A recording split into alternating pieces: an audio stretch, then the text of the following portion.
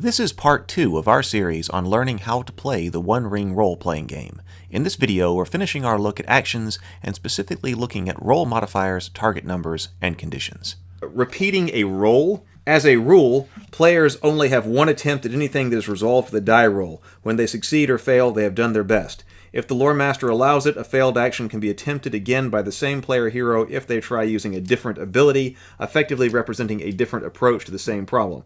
Of course, player heroes who are given a second chance must always cope with the consequences of having failed the first time. Okay, how to read the feat dice. Okay, we were wondering.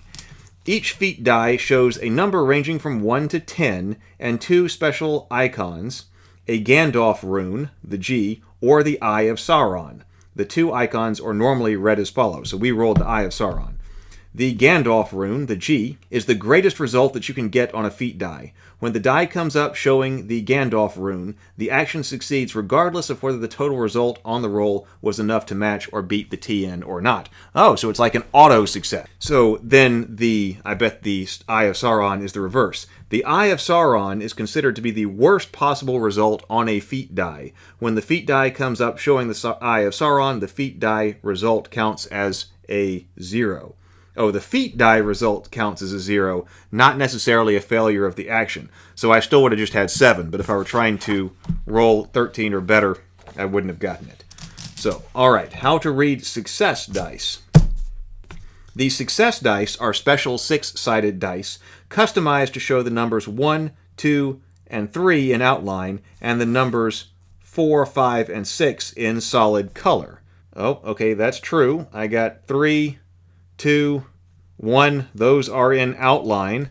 1, 3, 2, 5, 6, and 4. Okay, so there we go. In addition, a success icon, the Elvish numeral 1, right there, yep, I see it, appears alongside with the number 6. Success dice are always rolled together with one feat die.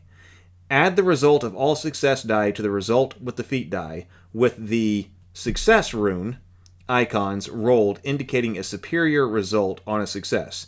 See degrees of success overleaf. Okay, I guess we'll get to that. Oh, now here's our information on target numbers. All abilities used in the game are associated with a target number, a numerical value that the roll result must match or beat. Most rolls made by the player heroes are made against 3 attribute target numbers, attribute TNs for short, based on their ratings in strength, heart, and width. Okay, and wits. We see that right here. So that's what we were looking at.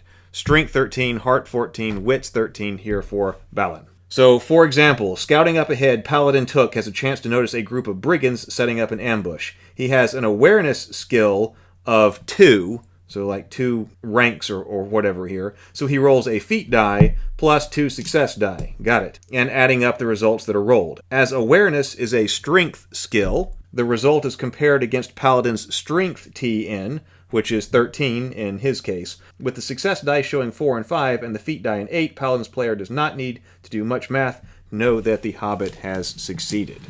Okay. Easy so far.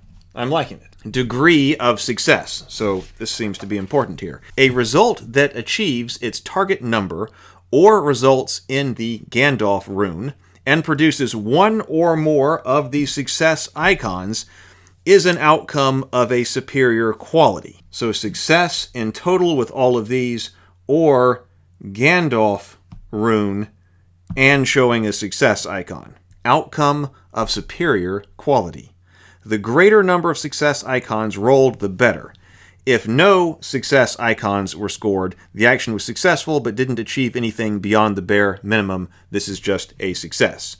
If a single success icon was scored, then the player hero's accomplishment was out of the ordinary. It was a great success. If 2 or more success icons were scored, the result was absolutely exceptional and memorable. An extraordinary success. Die roll modifiers. The following are a number of variations upon the core rules of the game. They represent those advantages and drawbacks that affect the player heroes as the most explicit demonstration of their ability as heroes. So, favored rolls. A favored roll happens when a player hero possesses a special affinity for a task.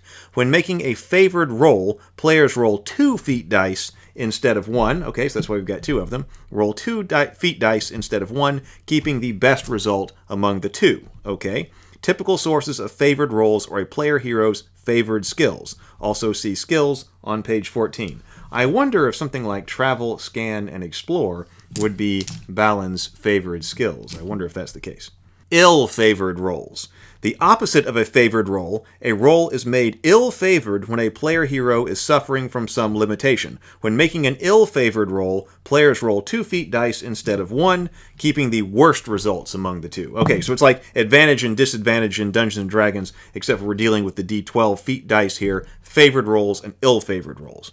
Bonus success dice. It is possible for a player hero to be attempting something under favorable circumstances or employing a particularly beneficial talent. When this happens, the player hero may be granted a bonus in the form of a number of additional success dice. Okay, so bonuses are indicated in the text as gain 1d or more, meaning the player hero adds 1 success die to those that they are entitled to roll. So it says favored versus ill-favored. It's possible to be both favored and ill-favored at the same time, but if you are, then they just cancel out and you resolve it normally.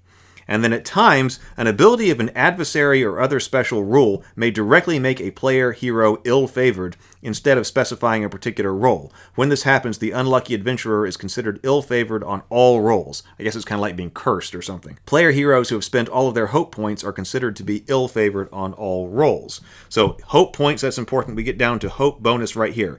A character's hope score is a pool of points representing the reserve of spiritual vigor that heroes draw upon when confronting difficult odds, or when a particularly good result is required by the circumstances. A player hero about to make a die roll can spend 1 hope point to gain 1d. Hope can be spent to gain dice on any roll made by the player hero. It is not possible to spend multiple hope points to gain multiple bonus success dice. Okay, so 1 off. Inspiration. Certain circumstances may result in a player hero becoming temporarily inspired. Inspired player heroes double the benefit of spending a hope point. Okay, so an inspired hero who spends 1 hope point to get a hope bonus gains 2d instead of just 1d. Okay. Player heroes wish they were lucky enough to enjoy only favorable circumstances. Sounds like we're about to do the reverse here. At times, fortune seems to conspire against them, and they may put themselves in danger by their own volition, looking for greater benefit, or they may have fallen victim to some malicious power or spell.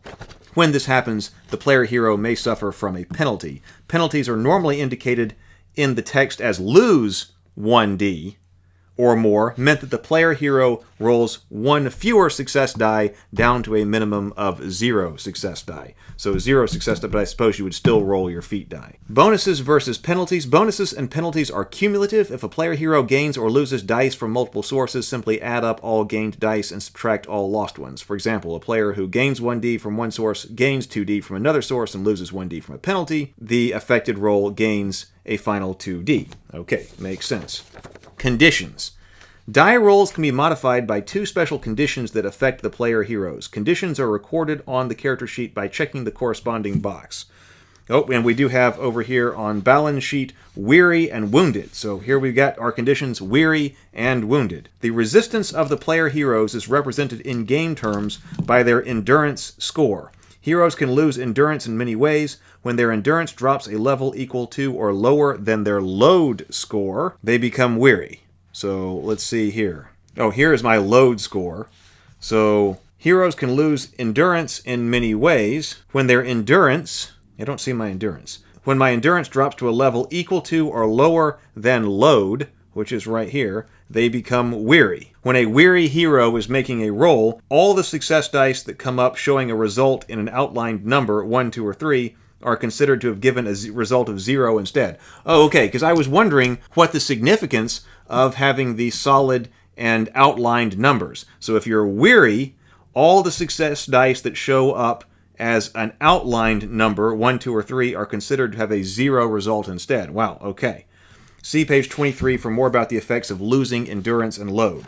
My other condition is wounded. Serious injuries can cause a hero to become wounded. While losing and recovering endurance is an everyday occurrence, being wounded is a more serious predicament for an adventurer and will affect them for much longer. Wounded heroes who remain active risk being knocked out of combat and recover lost endurance points more slowly. Oh, there's nothing else here. So there's nothing about changing up the die roll here. It just says that wounded heroes who remain active risk being knocked out of combat and recover lost endurance points more slowly. See resting, page 18. Okay, so we'll get more information, I assume, on being wounded. So here's our summary of results. Feat die 1 to 10, read normally. Gandalf rune, success regardless of TN. Eye of Sauron counts as 0. Success dice 1 to 3, read number normally. If weary, count as 0. 4 to 5, read number normally.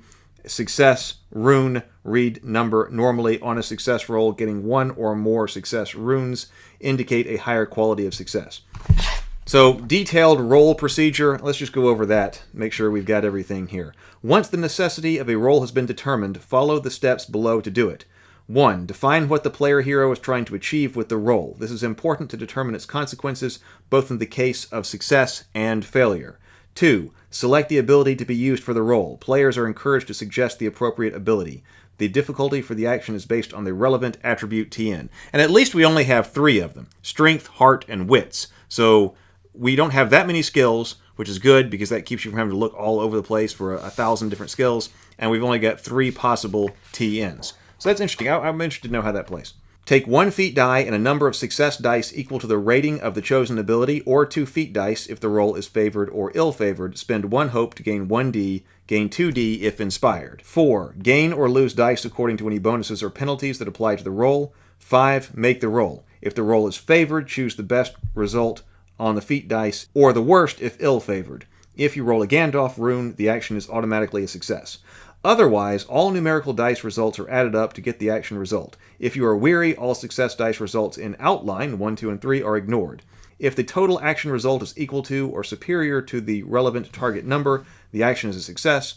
If the result is lower than the target number, the action has failed. If the action is successful, the number of success runes indicate the degree of success. All right, well, pretty simple, I think, and I like it. I like it that it's different than just, numbers plus or minus. We've got the different feat dice, we've got success. So far, I am liking it. That concludes the second video on learning how to play the One Ring Roleplaying Game. Our look at this game will continue in the next video, where we will look at understanding player characteristics and skills.